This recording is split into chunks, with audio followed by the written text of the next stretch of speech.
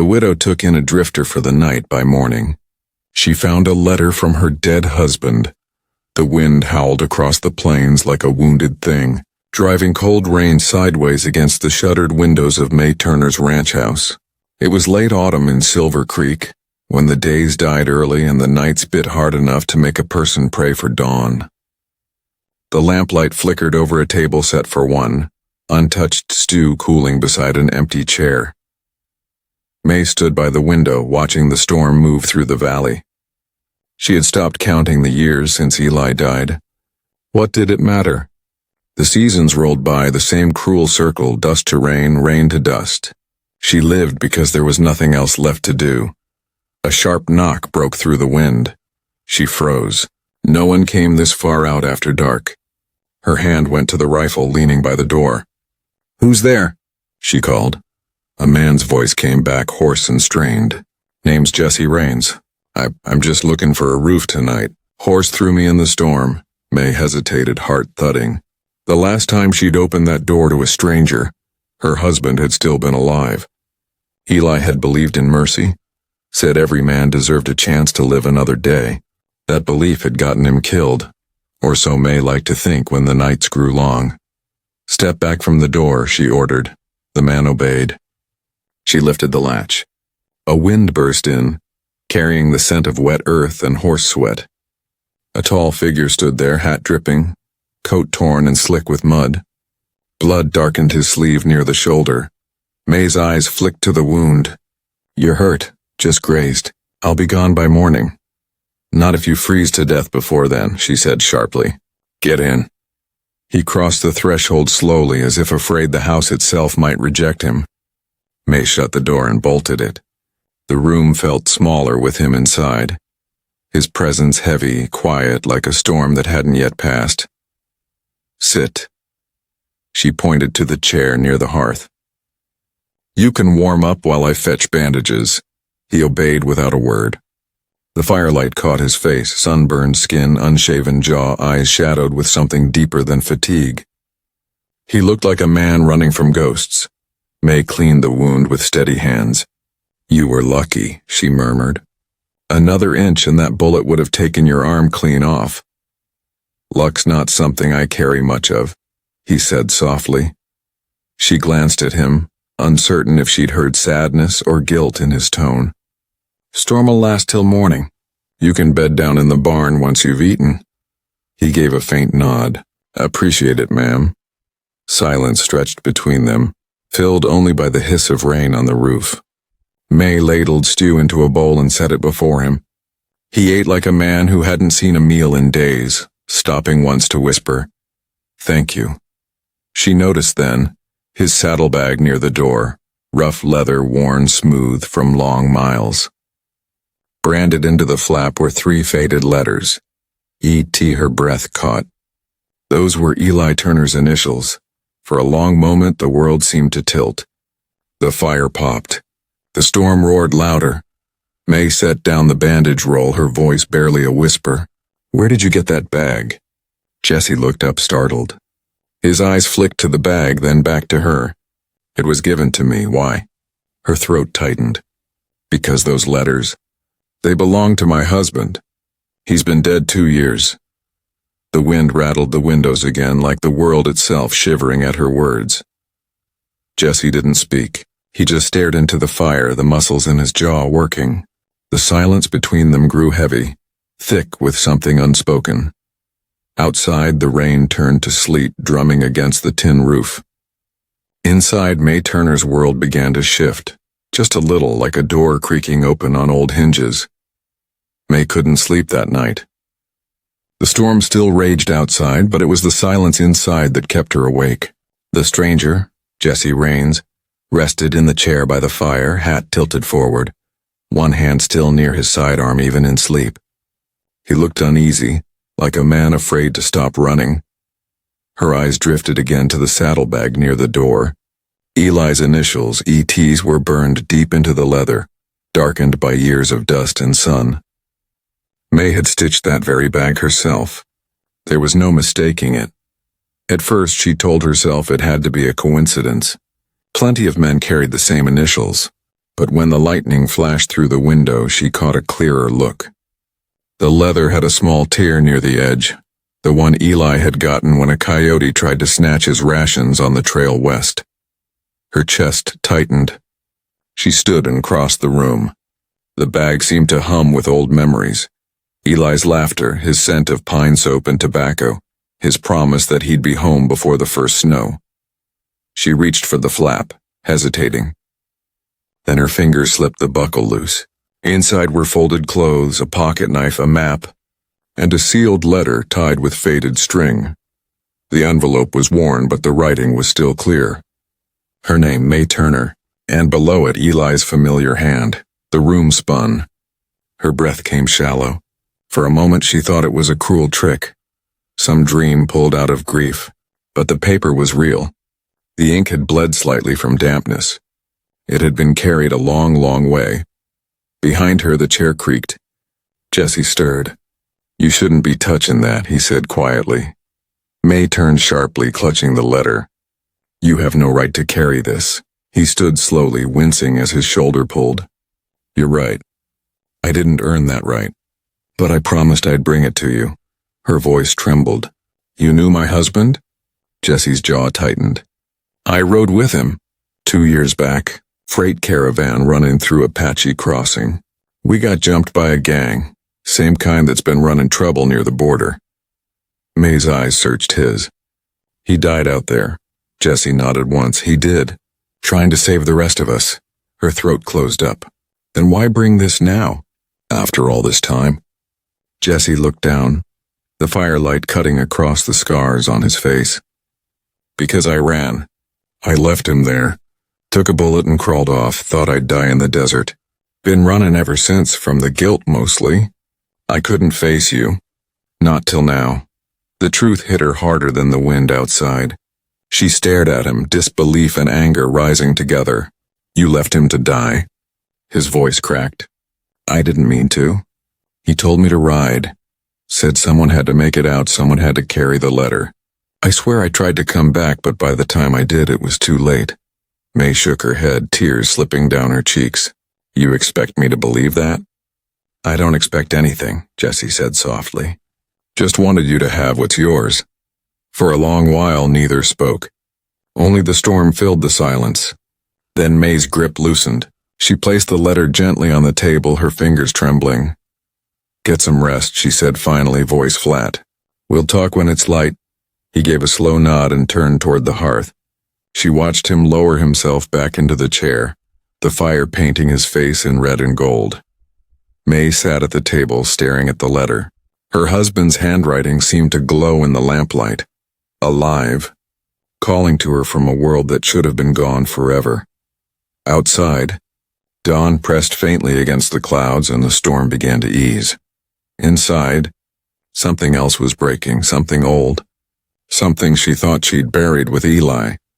The storm passed before morning, leaving behind a pale gray sky and air that smelled of wet sage and cold ash. May hadn't slept. She sat by the table, the unopened letter resting between her hands. When Jesse stirred, the fire had burned down to embers. He moved stiffly, as though every muscle in his body remembered pain. May didn't look up. "Coffee's on the stove," she said quietly. He poured himself a cup and sat across from her. The silence stretched. Outside, a rooster called from somewhere in the hills, and a wagon creaked faintly in the distance. "You read it yet?" Jesse asked. May's eyes stayed on the envelope. "No," he nodded once. "Reckon that's your right." She studied him now, the set of his jaw, the shadows under his eyes. He looked older than his years, worn by guilt and miles. "You said you rode with Eli," she said slowly. "Tell me what really happened." Jesse stared into his coffee for a long moment. "We were hauling supplies to Fort Clay. 7 men in the caravan, counting your husband. He was the only one who kept his head when the shots started flying. The rest of us—" He stopped, swallowing hard. "We weren't ready for it." May's voice was barely a whisper. "The outlaws," he nodded. 3 of them. Called themselves the Maddox brothers. Hired guns mostly. But they'd been ambushing freight lines that winter. They wanted the army pay chest we were carrying. Eli got us under cover, fired till his rifle jammed, saved my life and two others. Her hands tightened on the table. And then? Jesse's eyes darkened. He caught a bullet to the chest. Told me to take the letter from his coat, said it was for you. I promised I'd bring it to you myself. He looked away. But I was young and scared. I ran. Been carrying that letter in my pack ever since. Figured I didn't deserve to finish what he trusted me with. The room was quiet except for the faint hiss of the stove. May wanted to scream, to throw the letter at him, to curse the man who'd left her husband to die. But the fire in her chest was too tired for that. Instead, she asked, "Why now?" He looked up at her then, eyes heavy with something like sorrow. Because those same men, the Maddox gang, they're alive. And they're hunting me. May frowned. Here in Silver Creek? Been trailing me for weeks. I was headed north, but that storm caught me. If I hadn't stopped here, I'd be dead by now. May rose from her chair, pacing toward the window. So you brought them to my doorstep? Jesse's voice stayed calm. Didn't mean to. I didn't even know they were this close. But if they come, they'll come for me, not you. She turned sharply. That's supposed to make me feel better? He didn't answer. Just looked down, shame etched across his face. May crossed her arms. You've done enough damage, Mr. Raines. You'll finish your coffee, then you'll be on your way. He nodded slowly, as if he'd expected nothing else. I'll go. But you should know those men don't leave loose ends. If they think you helped me, they'll come here. May's lips pressed tight. I've faced worse things than outlaws. He gave a faint, weary smile. That so? She turned away. My husband's grave is out back. Everything I loved is already gone. There's nothing left they can take. For a long moment, Jesse said nothing. Then he set his cup down gently. You got more fight in you than most men I've known. May didn't reply. She just watched through the window as the sun climbed weakly over the hills, turning the wet grass silver. Somewhere out there, shadows moved, the kind that carried old sins and unfinished business. Behind her, Jesse adjusted his coat and picked up the saddlebag. The letter still lay on the table untouched. When he reached the door, he paused. If I don't make it back, he said, read it. He wanted you to have peace. May didn't turn around. Peace died with him. The door closed softly behind him. The wind stirred the curtains, carrying with it the faint smell of dust and gun oil. May looked down at the letter again. Her name, his handwriting, and a past that refused to stay buried. Jesse didn't get far that morning. The rain had left the ground soft and heavy, and his horse limped from a stone wedged in its hoof. He cursed under his breath, glancing back toward the Turner ranch. Smoke still rose from the chimney.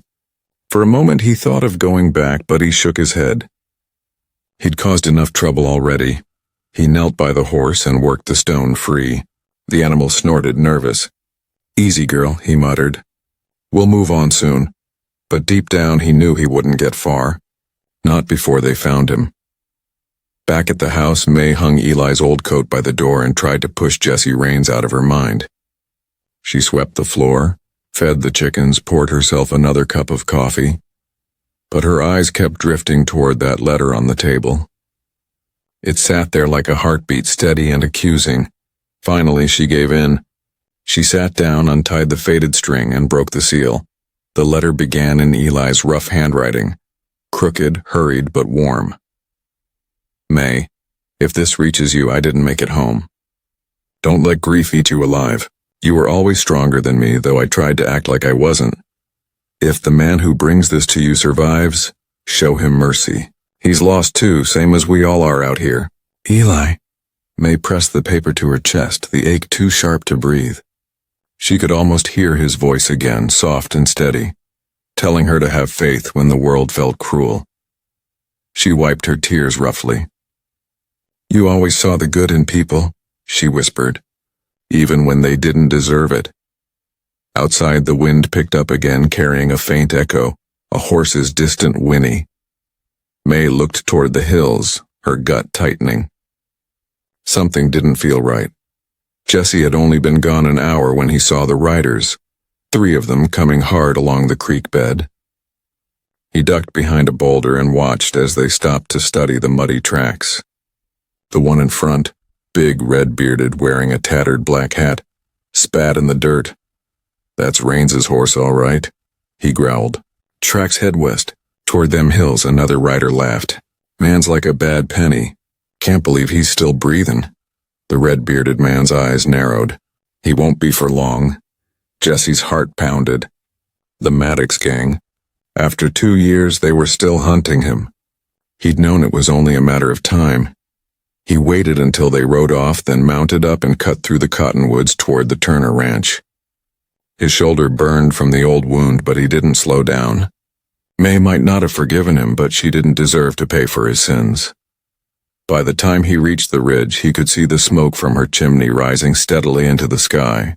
It felt like a warning, like something pure and fragile that didn't belong in a world full of gunmen and guilt. May heard the hooves long before she saw him. She stepped out onto the porch, rifle in hand, heart pounding. Jesse rode in fast, mud splashing from the horse's hooves. "They're comin'," he said, voice rough. 3 men, the ones who killed Eli. Her face went pale. "Here? They followed my trail through the valley. Won't be long before they find this place." May's grip on the rifle tightened. "Then we'd better make sure they regret it." Jesse shook his head. "You don't understand. These men don't leave witnesses. I'll lead them off." "You lead them, they'll kill you," she snapped. He looked at her then, eyes steady despite the fear behind them. "Maybe that's what I deserve." May stepped forward. "No one deserves to die alone in the dirt. Not even you." For the first time, Jesse saw something in her eyes besides anger, something like resolve. He dismounted, jaw set. "All right then. If they're comin', we stand together." May nodded once. The sun broke weakly through the clouds, casting pale gold over the muddy yard. Inside the house, she began to load ammunition while Jesse checked the rifle by the door. Outside, the wind carried a low, distant thunder, the sound of 3 horses cutting across the plains. Drawing closer. By the time the first rider crested the ridge, May Turner was no longer just a widow mourning her husband. She was a woman defending what little was left of her world. And Jesse Raines, haunted drifter, coward, and broken man, knew this was the moment to make things right. The wind swept through the open fields, carrying the faint sound of hooves. Jesse crouched by the barn door, checking the rifle's chamber. His movements were sharp, practiced, but his hands shook slightly. He hadn't fired in months, not since the last time blood stained his conscience. May stepped out of the house, her husband's old shotgun in her hands. She wore Eli's weathered duster, the hem brushing the tops of her boots. Her face was pale but steady. "They'll come from the ridge," Jesse said. "There's cover behind the corral. Once they reach that fence line, we'll lose sight of them." May nodded. "Then we'll make our stand at the barn. Wind's against us, so they won't hear a thing till it's too late." For a moment, Jesse looked at her differently, not as the grieving woman he'd wronged, but as someone who belonged in this hard land, as much as the mountains or the dust. He opened his mouth to speak, but May cut him off. "You said Eli saved your life." "He did." She studied him, her eyes cold and searching. "Then prove it meant something." Jesse's jaw tightened. "I intend to." The first outlaw came into view, riding hard, a lean man with a scar down his cheek. The second followed close behind, scanning the ranch with a spyglass. The red-bearded leader rode last, his coat flapping open to reveal a revolver at his hip. May steadied her breath. "How many shots you got left?" "5 in the rifle, 1 in the pistol." "That'll have to do." They waited as the riders slowed near the fence. One dismounted, pointing at the barn. The other spread out. Jesse's heart pounded. "Now," he whispered. May fired first. The shotgun's roar split the morning, echoing across the valley. The closest outlaw dropped where he stood. The others dove for cover, bullets snapping through the air. Jesse aimed and returned fire. His first shot missed. The second hit one of the men in the leg, sending him sprawling behind the trough. The red-bearded leader crouched low, firing twice toward the barn. A bullet splintered the door near May's head. She ducked, gasping. Jessie reached out, pulling her back behind the wall. "You all right?" "Just wood," she said, wiping grit from her face. "Keep their heads down." He nodded and fired again. Another shot rang out from the hills. Dust flew near his boots. "They're flanking us," May shouted. Jessie turned, spotting movement near the shed. He sprinted through the mud, firing as he went. The wounded outlaw tried to rise. Jessie's next bullet caught him square in the chest. The red-bearded leader bellowed, "You can't hide, Rains. Should have stayed in the ground where Eli Turner left you." May froze. "He knew Eli?" Jessie's voice was tight. "He led the ambush." Rage burned through her like fire. She reloaded, stepped into the open, and fired toward the voice. Her blast tore through the side of the fence. The leader ducked behind a post, laughing. "You got fight, lady. Just like your husband," he taunted. "Shame he died begging." May's hands trembled, but her eyes were steady. "You're lying. Ask your friend there," the man sneered. He saw it. May turned to Jessie. For a moment, time hung still between them. Rain dripped from the roof. Her eyes demanded the truth. Jessie swallowed hard. "Eli didn't beg," he said finally, voice breaking. "He prayed. For you." Her breath caught. The leader shouted again, "You can't save him this time." Then he fired. The bullet grazed Jessie's arm, spinning him back into the barn wall. May screamed his name and fired both barrels. The outlaw staggered, clutching his shoulder, then dove behind his horse. Smoke filled the air. The world narrowed to the thunder of gunfire, the smell of powder and the pounding of hearts. When the shooting stopped, 2 men lay dead in the mud. The red-bearded leader was gone, vanished into the trees beyond the ridge. May lowered her shotgun, chest heaving. "He'll be back," Jessie winced, pressing a hand to his bleeding arm. "Then we finish it tonight." The wind shifted, carrying the sound of thunder from far away. But it wasn't the storm this time, it was hooves again, faint and distant, promising the fight wasn't over. May met his gaze, her eyes fierce. "Then we'll be ready." The sun broke through the clouds at last, painting the wet earth gold. But neither of them felt its warmth. The war wasn't done yet. The day dragged on heavy and tense. The smell of gunpowder still clung to the air, mixing with the wet scent of earth and smoke. May and Jessie worked in silence, fixing the damage the fight had left behind. The barn door was splintered, and one window was shattered. May hammered planks into place while Jessie stacked crates for cover. His arm bled through the bandage, but he said nothing. "You should rest," she told him without looking up. He gave a dry laugh. "Rest comes when you're not being hunted." May paused, wiping sweat from her brow. "You think they'll come back tonight?" "They lost 2 men, Jessie said. "The kind of men they are that just makes 'em meaner." The silence stretched again. Wind whispered through the grass, carrying the low call of a hawk circling overhead. The world felt too quiet, as if even the land itself was holding its breath. When the sun dipped behind the ridge, May set 2 plates on the table. She didn't say grace, hadn't since Eli died, but she bowed her head for a moment before picking up her fork. Jessie sat opposite her, eating slowly, his eyes downcast. After a while, May spoke. "Eli always said the West has a way of testing what's left of your soul." "Guess he was right." Jessie looked up. "He said that to me too."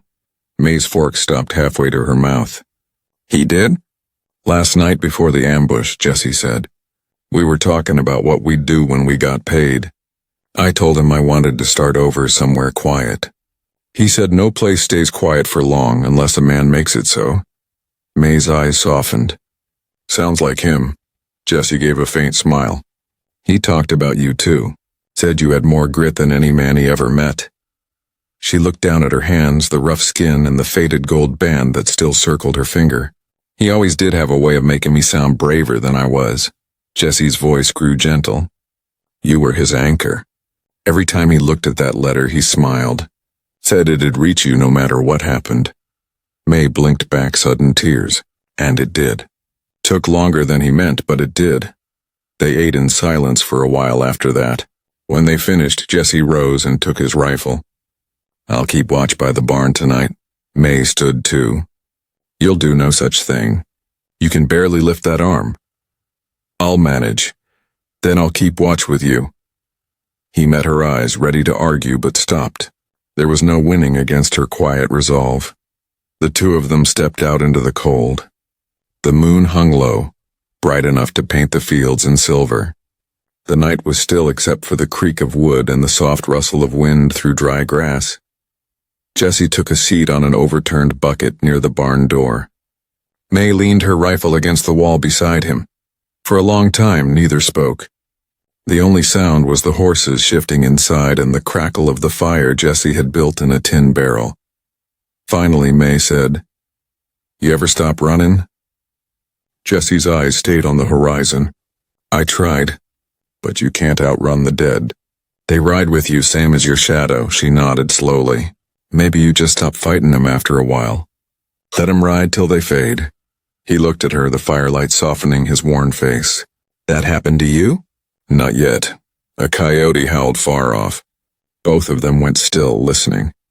When the sound faded, May turned toward him again. "Eli said to show you mercy," she said quietly. "I'm trying. But I need to know one thing. When he fell, was he in pain?" Jesse's throat worked. "No, it was fast. He looked at the sky, said your name, and smiled. Then he was gone." May closed her eyes, a tear slipping down her cheek. She whispered, "Thank you." The wind picked up again, whistling through the slats of the barn. The night felt colder, sharper. Jesse looked toward the hills where the moonlight touched the ridge. "They'll come at dawn," he said. May wiped her tears and picked up her rifle. "Then we'll be ready before they are." He nodded once. For the first time in years, Jesse Raines felt something like peace settle inside him. Maybe he couldn't fix the past, but he could stand his ground now. The fire crackled and May's shadow stretched long across the barn wall. Somewhere in the distance, a single horse cried out, a lonely warning sound. The night before, the reckoning had begun. The night passed slowly and uneasily. May and Jesse took turns keeping watch, though neither truly slept. Every gust of wind made the horses stir.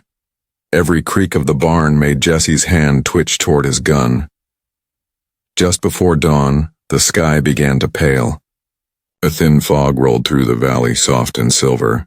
The world looked peaceful, almost sacred, like nothing bad could happen in a place so still. But both of them knew better. Jesse stood at the barn door, rifle in hand, eyes fixed on the ridge. "They'll use the fog," he said quietly. "It hides their approach."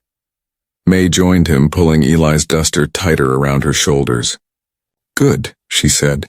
"Let it hide ours too." He looked at her, almost smiling. "You really are your husband's wife." She met his gaze. "I learned from the best." They waited in silence. The first sound came softly, a single hoof on stone. Then another. Then the low murmur of men's voices carried through the fog. Jesse tensed. 3 horses. Same as before. May loaded the shotgun with calm, steady hands. "You take the barn window. I'll circle behind the trough." "May, if anything happens, don't waste breath," she said firmly. "Just do what you came here to do." He nodded once. The fog thickened until the world shrank to a few feet of gray. The sound of hooves drew closer, slow and careful. Then came the voice of the red-bearded leader. "Raines," he called. "You're a hard man to kill, but don't make me shoot through the lady's house to get to you." May crouched behind the trough, shotgun steady. Her heart thudded against her ribs. Jesse stepped into the doorway, rifle ready. "You already did enough killing, Maddox. You want me, come take me yourself." Maddox laughed. "Oh, I aim to. But first I got something that belongs to the widow." May frowned, peering through the mist. Maddox held up something glinting in the weak light. A tarnished silver locket. "That's Eli's," May whispered. Jesse's gut turned cold. "Where'd you get that?" he shouted. "From your friend," Maddox sneered. "Right after I put him in the ground." Rage flared in Jesse's chest. He fired once, the shot cracking through the fog. Maddox's hat flew off, but the man ducked behind his horse, laughing. Still can't shoot straight, can you, Rains? Gunfire exploded from both sides. The quiet dawn shattered into chaos. Bullets tore through wood and splinters flew. Horses screamed and bolted into the fog. May fired from her cover, hitting one outlaw square in the chest. He dropped without a sound. The second man fired wildly, bullets thudding into the side of the house. Jesse took him down with a clean shot to the shoulder, sending him tumbling into the mud. That left only Maddox. The fog began to thin as the sun climbed higher. The red-bearded man stood now near the corral, grinning through blood-streaked teeth. You always were a coward, Rains. Hiding behind good folks. You think that letter makes you a better man? Jesse's rifle clicked empty. He drew his pistol, voice low and steady. No, but it makes me a man trying to do one thing right before he dies. Maddox raised his gun. Then die right now. The two fired at once. Jesse's shot hit first. Maddox staggered, clutching his chest. His gun went off a heartbeat later. Jesse grunted, stumbling back, blood blooming on his side. May cried out and ran to him, firing one last time at Maddox. The outlaw fell face first into the mud, still clutching the locket. Silence fell. Only the echo of gunfire lingered across the hills. May dropped to her knees beside Jesse. Stay with me, she whispered. You're all right, he smiled weakly. Guess I finally kept my promise. Don't you dare talk like that, she said fiercely, pressing a hand to his wound. You'll make it, his breathing hitched. You tell Eli. I brought it home. May's tears spilled as she pressed harder on the wound. You'll tell him yourself one day, but not today. Jesse tried to laugh, but it came out as a cough. You got more fight than the whole frontier, May Turner. His eyes drifted shut, his head tilting back against her arm. The fog lifted slowly, revealing the bodies, the broken fences, the rising sun spilling gold across the valley. May held him, trembling, her heart breaking and healing at once. At last, she whispered, You brought it home, Jesse. You did. And for the first time in years, she meant the words. Hours passed before the valley grew quiet again. The wind swept away the gun smoke and the sun rose high over the ridge. May sat beside Jesse, still holding his hand. His breathing was shallow but steady. Not gone, not yet. She'd done what she could, pressing strips of cloth against the wound, whispering to keep him awake. His face had gone pale as the clouds above, but his eyes still flickered open now and then, finding hers. Rest, she said softly. You're safe here. He managed a weak smile. Safe, 'cause of you. May shook her head. No, because of what you chose. You could have run again, but you didn't. He tried to speak, but she hushed him. Don't talk. You'll need your strength. The day moved slowly. May buried the dead outlaws near the creek, marking their graves with nothing but stones. When she returned, she found Jesse half awake, watching the doorway. You came back, he murmured. Of course I did, she said. Didn't figure you'd leave without saying goodbye. He chuckled faintly, a dry, broken sound. Not much good at goodbyes. Then don't say one, she said. Say you'll stay. Jesse looked away, eyes drifting toward the horizon. You know I can't, not like this. May sat beside him. You can't undo what's been done, Jesse, but you can build something new. Folks here, they'll forgive, maybe even forget. He shook his head. Men like me. We don't get new starts. She leaned closer, her voice steady. Eli believed you did. That's why he trusted you. At the sound of Eli's name, Jesse's eyes softened. He was the best man I ever knew. And he saw the best in you, she said. I do too. A long silence followed. Outside, the wind stirred the wheat and a hawk circled above the hills. Jesse swallowed hard. That letter I carried, I didn't tell you all of it. May frowned. There's more? He nodded weakly. Eli. He wrote a second line on the back. Said if I ever made it to you, I should stay and see the harvest through. Said the land needs work, and so do I. May's hand tightened around his. Then you'll do just that. You'll stay till the harvest. He gave a tired smile. You make it sound easy. It ain't, she said. But worth it, maybe. The light through the window shifted, long and golden, stretching across the barn floor. May stood stirring the fire. I'll fix us some broth. You'll need something warm. When she turned back, Jesse's eyes were closed again, his chest rising slowly. That night, the wind changed direction. It carried the smell of rain, sharp and clean. May stepped outside, watching the storm roll in over the plains. Thunder rumbled low and steady like a promise kept. She looked back toward the barn where Jesse lay resting and whispered, "Let it rain, Lord, let it wash it all clean." The first drops began to fall, soft at first, then heavier, soaking the earth. May lifted her face to it, eyes closed, breathing deep. For the first time in years, she didn't feel alone. Inside, Jesse stirred in his sleep. He dreamed of open fields and sunlight, not running, not hiding, just standing still while the world turned gentle again.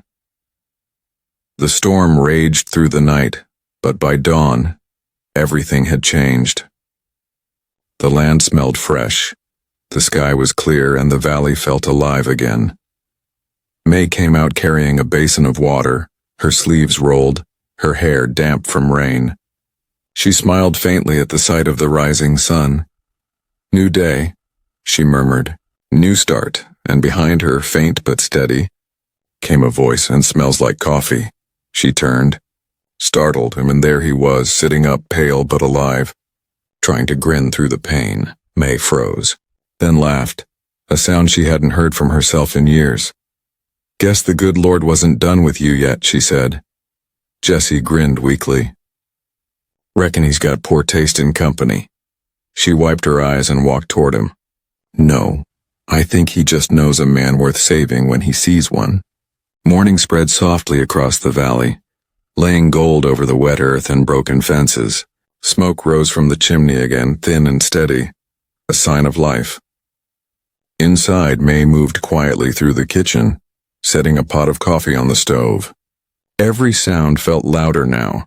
The hiss of steam, the crackle of the fire, the creak of old floorboards beneath her boots. Jesse sat at the table, a blanket over his shoulders. His arm was still wrapped tight, but the bleeding had stopped. He watched her move about the room with quiet awe, as if the simplest act, pouring water, lighting a lamp, held something holy in it. "You sure you should be up?" May asked without turning.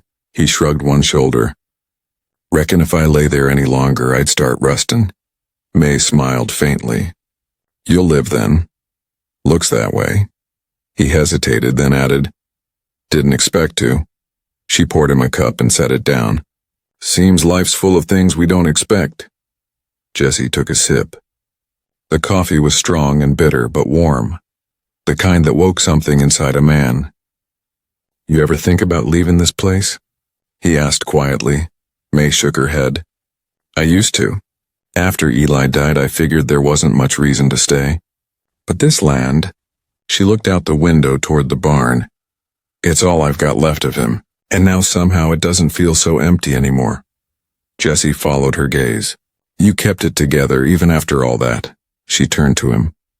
"No, I survived it. There's a difference." Their eyes met across the table. Two souls worn down by time and loss, yet bound by something that couldn't be named. Jesse set down his cup.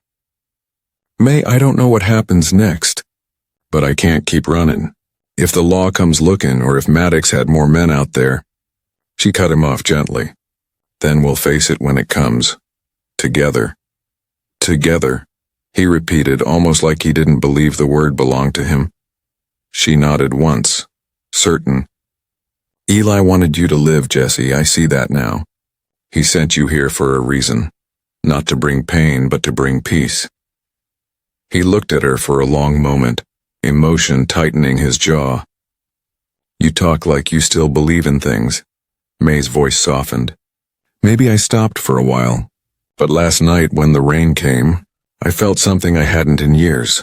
Hope." Jesse's eyes glistened, though he tried to hide them. "You're something else, May Turner." She smiled gently. "Don't go flattering me. There's wood to chop, fences to mend. You'll earn your keep the same as anyone." He chuckled, shaking his head. You're a hard woman. Only when I have to be, she said. A comfortable silence settled between them. The fire popped. Outside, the chickens began to stir and a hawk called from somewhere high above the barn. May reached across the table, resting her hand lightly on his. You did right by him, Jesse. You brought him home. He looked down at their joined hands, the roughness of hers against the scars of his own. Feels like maybe he brought me home instead. Her eyes softened. Maybe he did. Jesse drew in a slow breath, his shoulders easing for the first time in years. Guess I'll start with the fence then, he said finally, standing. May gave a quiet laugh. You can barely stand straight. Still, he said, man's got to start somewhere. She watched him step toward the door, sunlight spilling across his path. His limp was heavy, but his stride was sure, the kind of walk that meant a man had decided to live. May turned back to the table, folded Eli's letter, and placed it carefully inside a small wooden box. Then she set the box on the mantel, beneath the cross her husband had carved long ago. For the first time, the house felt full again, not with ghosts, but with breath, warmth, and purpose. Outside, Jesse was already at work, hammering a broken fence post back into place as the morning light spread wider across the valley. By late afternoon, the valley had turned quiet again, the kind of quiet that feels earned, not empty. The last of the storm clouds drifted east, leaving the land washed and shining. May stood by the porch rail watching Jesse work in the yard. His movements were slow, careful, but steady. Each strike of the hammer sounded like the heartbeat of a place coming back to life. She carried out a tin cup of water and handed it to him. He took it with a small nod, sweat and dust mixing on his brow. Fence is holding now, he said, glancing at his work. May smiled. Didn't think you'd get this far today. Didn't think I'd get this far in life, he said quietly, half smiling. She studied him for a long moment. The harsh lines on his face had softened in the sunlight. He looked like a man still learning how to stand still after too many years of running. You plan on staying a while? She asked. He hesitated, rubbing a hand over his jaw. If you'll have me. She turned her gaze to the horizon, where the hills glowed gold beneath the setting sun. Reckon the house could use a hand. He looked down, voice low. I ain't much for talking. Don't know how to be around people anymore, May met his eyes. Then it's a good thing it's just me. He laughed softly, a real laugh this time, quiet and warm. The sound of it carried out into the open fields, where the wheat bent gently in the wind. The two of them stood there for a while, listening to the land breathe again. Cows lowed in the distance, a hawk cried above, and the sound of the river came faintly through the cottonwoods. Finally, Jesse spoke. May, I owe you my life. I'll spend what's left of it trying to make that right. She shook her head. You don't owe me anything. You already paid that debt when you came back. He frowned a little. I almost brought danger to your door. And you helped me close it, she said. That's more than most would have done. He looked toward the small graveyard behind the house. Eli was a good man. The best, she said softly. But even the best need someone to carry their kindness forward. The wind stirred again, rustling the grass around the graves. May stepped off the porch and walked toward them, Jesse following behind. She knelt beside Eli's marker and placed the letter down in front of it. The paper had yellowed slightly from her hands, the edges curling. She whispered, You can rest now, Eli. He made it home. Jesse stood beside her, hat in hand, eyes lowered. For a moment, neither spoke. The world seemed to hold its breath. Then May rose, brushing dirt from her skirt. Come on, she said quietly. Sun's going down. You'll be needin' supper soon. As they walked back toward the house, the light changed. That deep orange glow that settles over everything before dusk. The barn, the porch, the field, all of it looked softer now, gentler. At the doorway, May paused. You can stay in the spare room tonight. It's warmer near the stove. Jesse nodded. Appreciate that, she gave him a small smile. Don't thank me yet. I'll have you mend in shutters come morning. He grinned, tipping his hat. Reckon I've had worse orders? Inside, the firelight flickered against the walls, painting them gold and amber. May set the kettle on, the sound of bubbling water filling the silence. She looked across the room, at the rifle resting by the door, at Jesse taking off his coat, at the table where Eli's letter had once lain. It all felt different now. The grief was still there, but lighter, shaped by forgiveness instead of loss. She poured 2 cups of tea and set one in front of Jesse. Here, she said. Drink up. You'll need it for the work ahead. He smiled, raising the cup. To second chances. May met his eyes, her own glistening in the firelight. To second chances, she echoed. Outside, the wind quieted. The night settled gently over Silver Creek, carrying the scent of rain, wood smoke, and new beginnings. And in that small, weathered house, for the first time in years, laughter returned. Sometimes the dead don't return to break your heart. They come back to help you start living again. If this story touched your heart, don't forget to like the video and subscribe for more tales of the Wild West, where every heartbreak, every hope, and every second chance has a story worth telling.